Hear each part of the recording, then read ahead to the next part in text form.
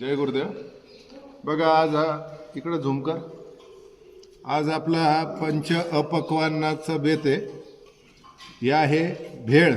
भेळमध्ये गाजर, काकडी, त्याच्यानंतर कोथिंबीर, पालक, त्याच्यानंतर जेवढे तुम्हाला कच्च्या भाज्या, शेंगदाणे भिजवलेले मूग, मोड आलेले मूग, असे बरेच पदार्थ याच्यात टाकलेले आहे.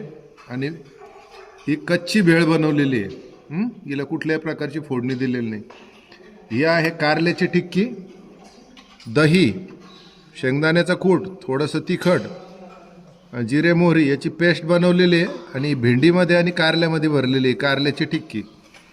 हे आहे कोहळ्याची आणि काकडीची कोशिंबीर. काकडी आणि कोहळा दोन्हीला किसून त्याच्यात दही टाकून याची कोशिंबीर बनवलेली आहे.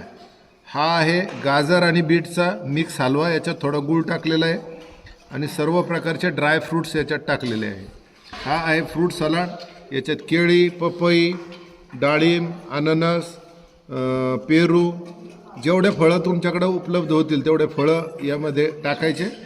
आणि ड्राय फ्रूट्स पण तुम्ही काजू, बदाम, मनुके टाकू शकतात. हे आहे व्हेज पुलाव.